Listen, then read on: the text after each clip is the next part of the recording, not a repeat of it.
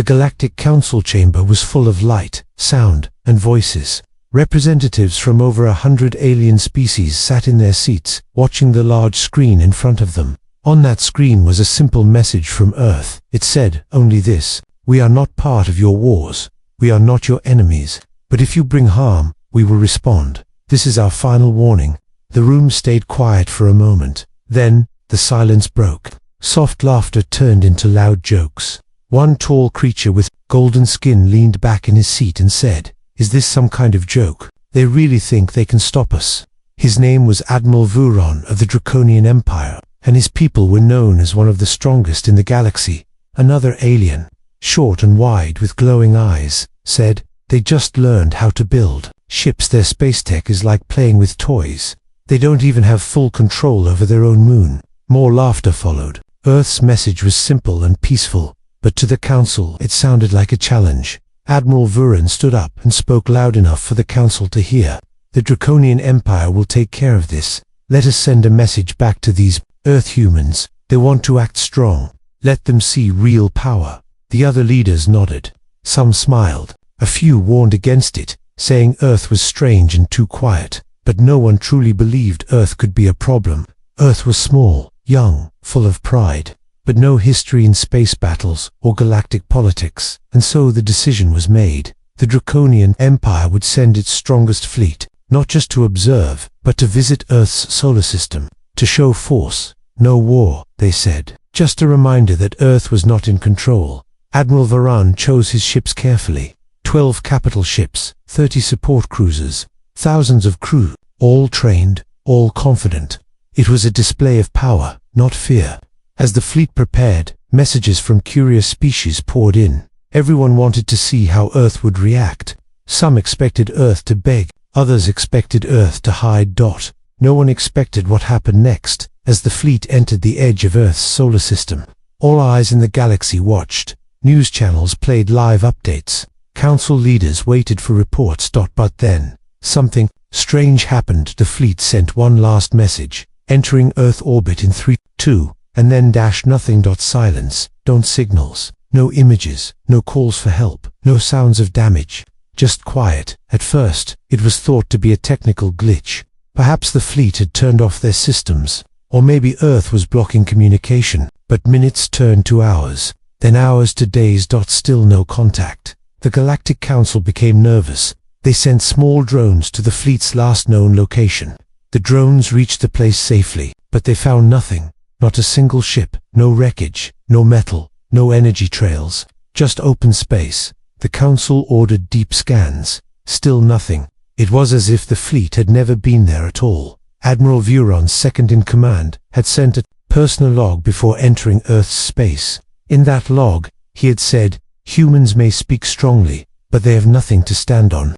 Now he, and every other voice from the fleet, was gone. Back on Earth, no new message came. Earth stayed quiet, too quiet. Some council members began whispering, "What if Earth isn't alone? What if they're hiding something?" But most still believed it was impossible. Earth was just a small blue planet. One sun, one moon, one species learning how to fly. But something was wrong. Something didn't make sense. And in the silence that followed, one message did arrive. It came days later, from earthshort.com. "We warned you. Do not come again." The message brought no comfort. It only raised more questions. What happened to the Draconian fleet? Why didn't Earth explain? What power did they use? The Council decided to meet again. But this time, no one laughed. The Council hall felt different now. The room that once echoed with laughter was filled with whispers. Some seats were empty. Others were occupied by silent, tense beings, staring at screens, waiting for a sign. Any sign. But there was nothing. No signal. No light. No trace of the Draconian fleet. It had been 5 days. The Draconian Empire had sent their best fleet, confident and proud. The entire galaxy had watched them leave. But now, not a single ship had returned. No explanation. Not even wreckage. Just nothing.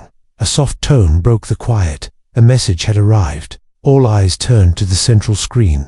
But it wasn't from the missing fleet. It was from Earth. The message was simple, spoken in calm, clear words. "This is our second and final message. We are not your enemy.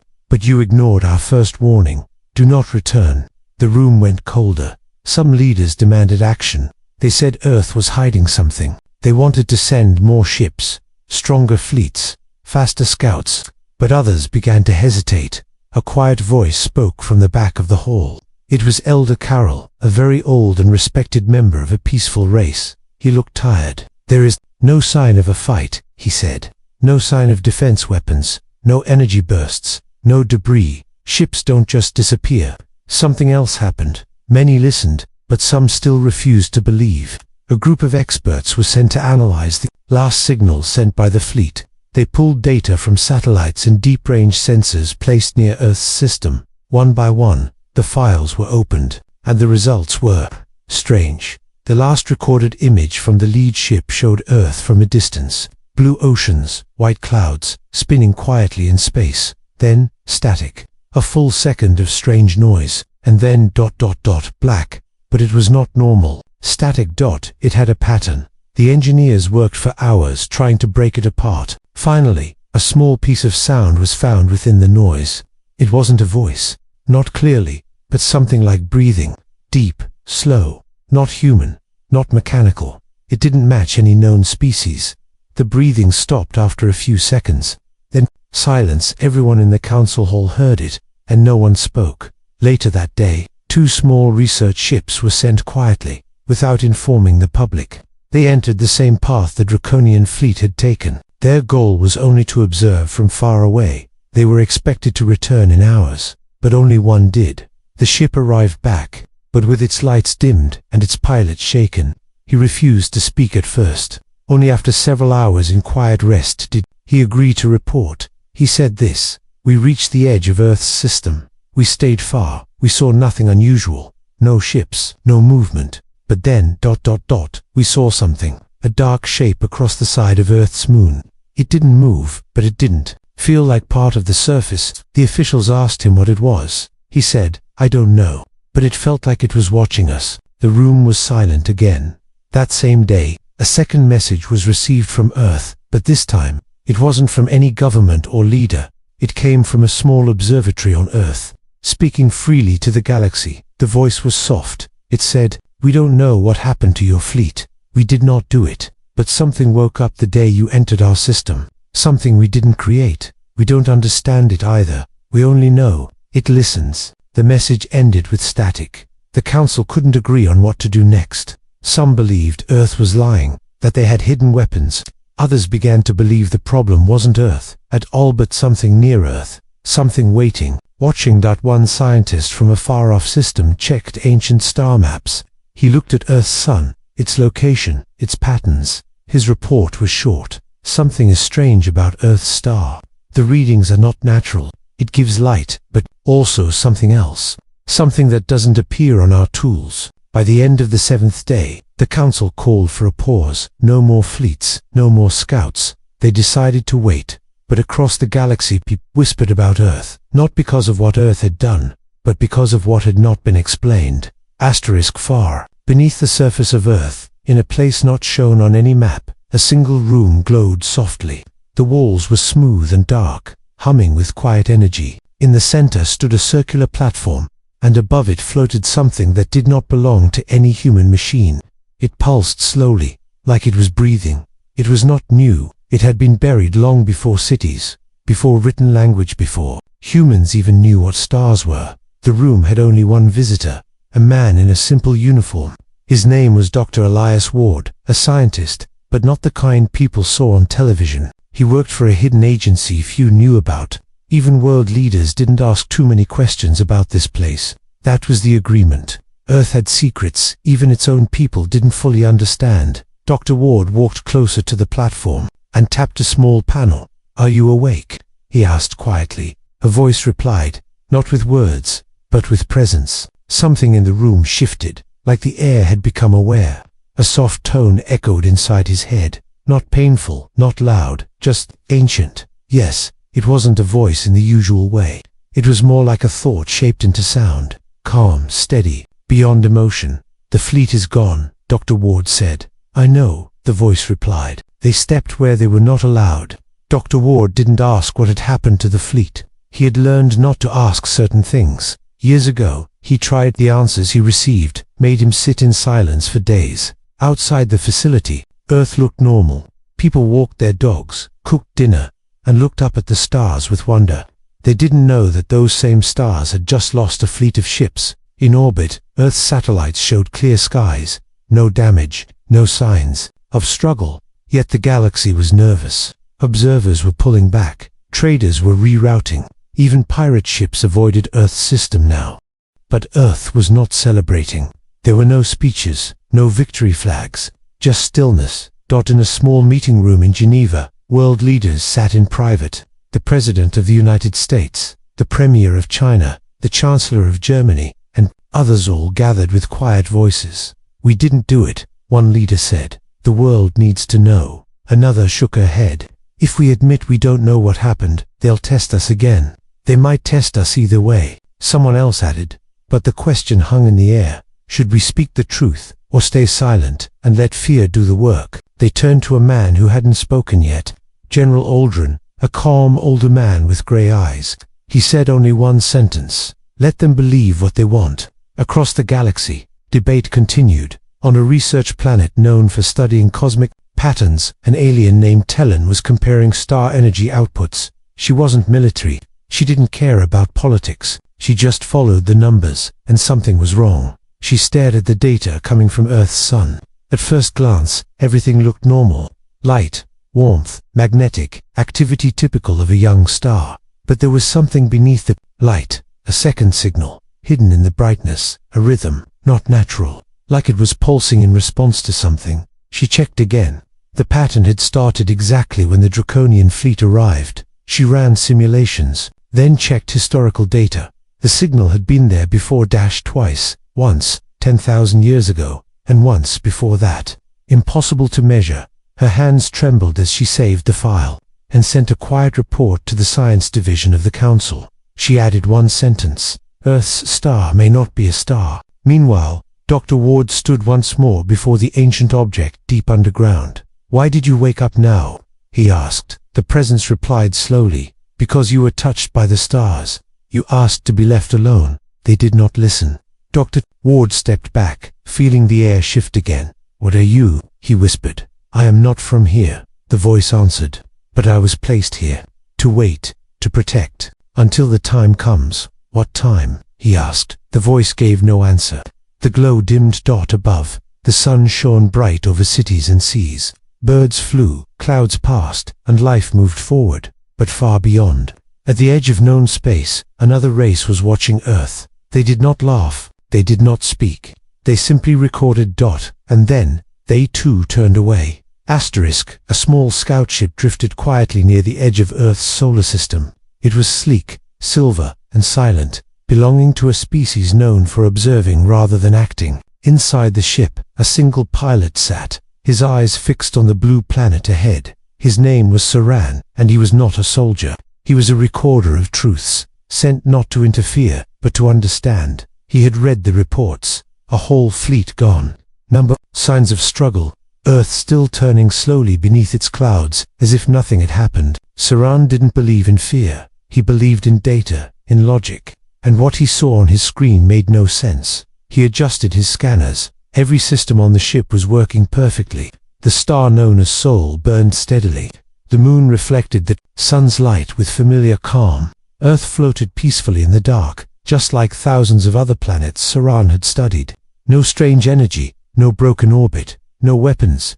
And yet, something felt wrong. He leaned closer to his screen. The ship's sensors picked up a small fluctuation near Earth's moon. A shadow, maybe. He thought it might be a sensor glitch. He restarted the scan. The shadow was still there. It wasn't moving, but it also didn't belong. It wasn't rock, ice, or metal. The texture was unknown. Not solid, but not empty either. It stretched across part of the moon's dark side like a thin layer of silence. Saran tried to zoom in, but the image refused to focus. The ship's camera showed static. Not broken static, just quiet, shifting patterns that made no sense to him. He recorded everything and prepared to send a report. But then, the lights on his control panel dimmed for a moment. Just one flicker. Not enough to panic, just enough to notice. Then they returned to normal. Saran sat still. He knew his ship. It didn't flicker. It didn't fail. A soft chime rang out. A new message had arrived from his central command. It read, "Return immediately. Do not continue." He blinked. The message was clear, but something about it felt wrong. The tone was colder than usual, as if it wasn't fully written by his own team. He prepared to turn the ship around, but before he could move, the shadow on the moon changed shape. It didn't shift like a solid object. It rippled like calm water touched by wind, just once, and then his ship's glass panel began to fog from the inside. He stood quickly, numbered, warning, no breach, just a soft mist slowly climbing the window, but there was no moisture, nothing touched it. The fog wasn't real. He sat down again, watching the fog vanished. The moon looked normal again. He checked the scanners. Don't know. Shadow. No. Signal. Just Earth, spinning quietly, as if the moment had never happened. He turned the ship around and left without finishing his scan. Back at the galactic station, Saran refused to give a full report. He submitted only one line. Something watched me back. His words spread quietly across the network. Some believed him, some laughed, but those who worked in deep space knew no good explorer used the word watched without reason. Far away, inside Earth's hidden observatory, Dr. Elias Ward stared at a screen of his own. It was blank, no readings, no alerts, yet he felt the shift to the ancient object in the underground chamber pulsed once more, then stopped. No alarms went off, no voices spoke, but in the control room, a small message flashed on the lower screen. It had no source, no code, just 5 words. They saw it move once. Dr. Ward leaned back in his chair. Outside, rain fell gently on the grass, and children played in nearby fields. No one knew. No one felt what was coming. Above the clouds, beyond the sky, something watched Earth too, but it did not come closer. It only waited. The stars over Earth sparkled as always, calm and unchanged. From the ground, nothing seemed different. Cities lit up the night, oceans reflected the moonlight, and the planet moved gently through space. But far beyond what human eyes could see, something strange began to happen. In the silence between stars, a signal started to echo. It wasn't a voice. It wasn't a call for help. It wasn't even a language. It was something else. A sound that didn't belong in open space. At first, it was so faint that only the most sensitive recorders picked it up. Just a soft, broken whisper in the background of deep space noise. But as time passed, it grew louder. Some engineers working on a deep listening satellite caught it by accident. They thought it was old data from a past mission. But when they checked the signal ID, their hands froze. It matched the lost Draconian fleet, the fleet that never came back. Panic didn't spread right away. The discovery was shared quietly among a few high-level scientists in the Galactic Communication Division. They cleaned the signal, slowed it down, reversed it, and ran it through pattern filters. Slowly, they began to hear something clearer. A voice, weak and distorted. One phrase, repeated over and over. "We should have listened." Then static. Then silence again. They thought that was all. But a few moments later, the signal came back. This time with a different sound. It was not a message, not words, but something rhythmic, like slow breathing mixed with a deep hum. And then, what sounded like a single knock, soft, but it echoed like it came from something far bigger than any ship. They isolated that part of the signal and played it through every test they had. No pattern, no known code, not artificial, but not natural either. One scientist, young and curious, whispered something under her breath after hearing it for the 10th time. "It sounds like something waking up." Meanwhile, back on Earth, Dr. Elias Ward stood on a quiet hill at night. He looked up at the stars. He knew about the signal. He knew where it came from. But he also knew something no one else did. That signal didn't come from space. It came from beneath the ground. He turned and walked back toward the secret facility. Steps quiet on the wet grass. Inside the chamber, the ancient object was no longer pulsing. It was still, but nearby, a new console had activated on its own. Words had appeared on its black screen. "We do not need to speak. We only need to be heard." Dr. Ward stared at the message for a long time. In the next room, a group of Earth scientists debated what to tell the world. News was already spreading. Reports of missing fleets, strange signals, and sudden silence from powerful alien empires. were making people question everything. And then, Earth released its own message. Not to the Council, not to other planets. Just a simple public signal open for anyone to receive. It said, "We didn't take your ships. We didn't stop your fleet. But the stars are older than you think. And not everything that sleeps stays asleep forever. Please stop knocking." That message was heard across the galaxy. It was played in war rooms, research stations, trade hubs, and even in underground resistance bunkers. Some took it as a warning, others as a riddle. But all of them felt the same cold shiver deep inside, because the more they thought about it, the more they realized no one had ever seen Earth use force. No one had seen Earth launch any defense. No one had seen what happened, but something had. And now, it was sending messages back. In the deepest sector of the galaxy, far from trade routes and noisy systems, a quiet meeting was called. Only 5 species were invited, 5 of the oldest and most secretive civilizations. They had no flags, no public armies, and no interest in power. They were the Watchers, the Keepers. They didn't rule, they remembered. Each species sent one elder. They met not in person, but through a secure link hidden inside a false moon. No records were kept, no names spoken. A soft light glowed in the center of the round chamber, and then the first voice spoke. "It has happened." There was silence, heavy and full. A second voice replied, old and slow. "We thought we had more time." The third voice, softer than the rest, added, "Earth's warning was not a defense. It was a sign, a signal." They knew. The fourth leaned forward. Do they truly understand what sleeps beneath them? The fifth remained quiet. For centuries, these 5 had watched the stars carefully. They knew about Earth long before the rest of the galaxy. They had marked it long ago, not as a threat, but as a mystery. Its position, its sun, its strange uneven path in galactic motion.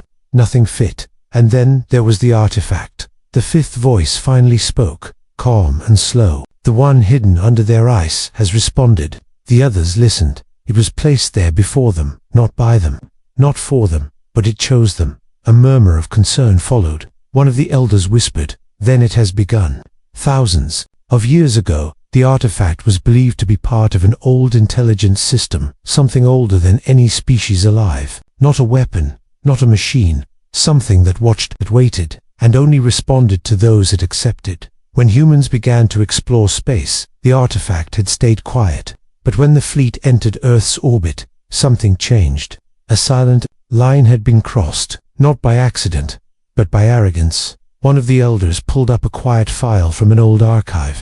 A map of the galaxy, but not a recent one. It was carved in symbols no longer taught. In the center of the map was a small circle with a warning next to it, written in a language only the elder still remembered. Not to be touched, not to be claimed. It belongs to the Keeper.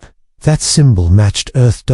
And now, something that hadn't moved in thousands of years had awakened back in the Council. Panic was growing. The draconian homeworld, once the seat of power, was silent. No communication, no traffic, no answer. Traders who tried to reach the outer borders of that system turned back without explanation. Some refused to speak. Others simply stared blankly, unable to form words about what they'd seen. Leaders began asking the same question. Was Earth responsible? But no one could prove anything.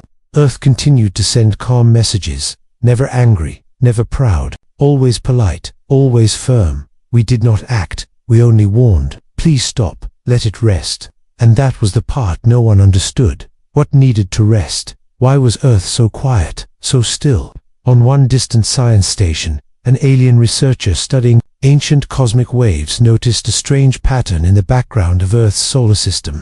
It was like a soft ripple that didn't stop, almost like a heartbeat, faint, slow, and steady. He ran the scan again, then again. Same result. The ripple came from the space around Earth, not Earth itself. It was not energy, not light, not movement. It was presence. Something was there, something listening, and the ripple only started the moment Earth was visited by outsiders. The researcher didn't share his discovery with anyone. He simply shut off his screen and left the lab. He didn't return the next day, or the next, back on Earth. Dr. Ward stood once again before the ancient object. The lights were dim, but a new word appeared on the screen, ready. He stared at it for a long time, but no sound followed. He didn't press any buttons. He didn't respond. Instead, he whispered, "Please don't be needed." The chamber stayed quiet, but far above, at the edge of space, stars seemed to shift, slightly, not in light, not in shape, but in awareness, and the oldest species in the galaxy began making a choice to leave Earth. Alone, not because they feared humans, but because they feared what might answer for them.